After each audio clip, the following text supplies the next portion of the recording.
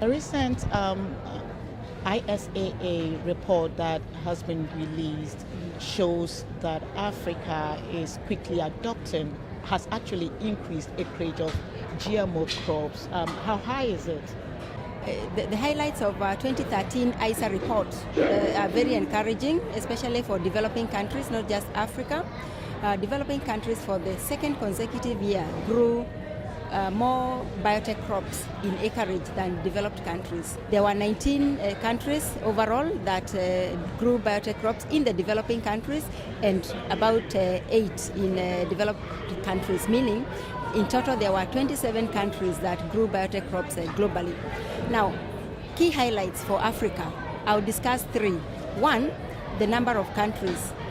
In 2013, there were 3 countries in Africa that grew biotech crops, namely South Africa, Burkina Faso, and Sudan. And when you look at the hectareage, South Africa grew a total of about 2.85 million hectares.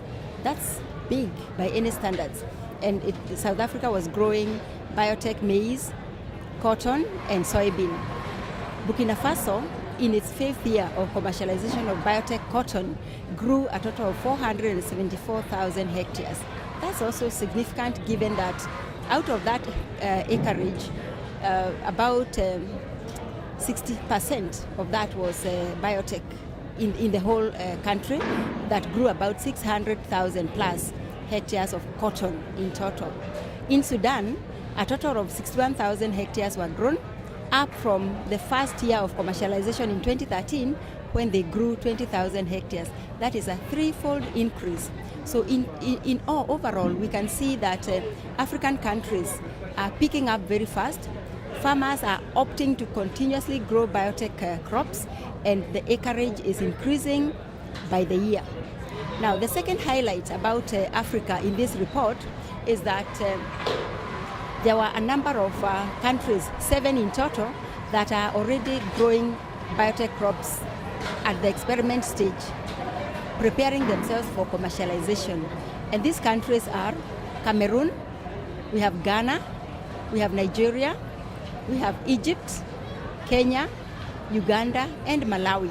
And what we can see is that these countries are distributed in all the 4 sub-regions of Africa. And so Africa is quickly picking out those technologies that are relevant to their situation. Another key highlight, especially of the ongoing trials, is that they are focusing on crops that are very important for Africa from a food security perspective. And these crops include banana, and we have seen very good progress with the growing of banana in Uganda, the trials that are already going on in Uganda. We have cowpea in Nigeria, in fact also in Burkina Faso and Nigeria. We have cassava in Kenya and Uganda, and we do have others like sorghum and sweet potato. Now, for the first time, we can see that developing countries, and indeed Africa, is picking technologies and traits that are relevant for addressing a very important need, food security.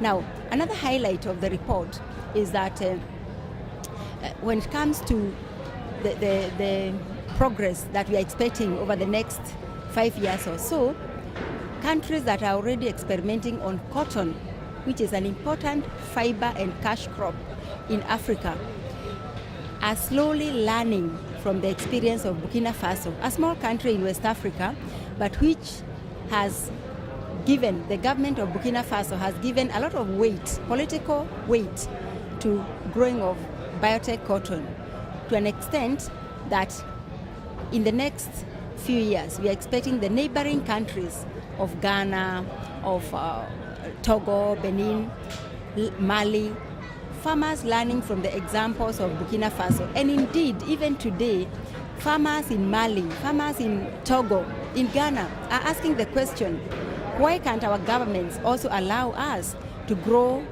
a crop that we have already seen with our eyes is making good progress and is making significant changes in the lives of Burkinabe farmers. What are these changes?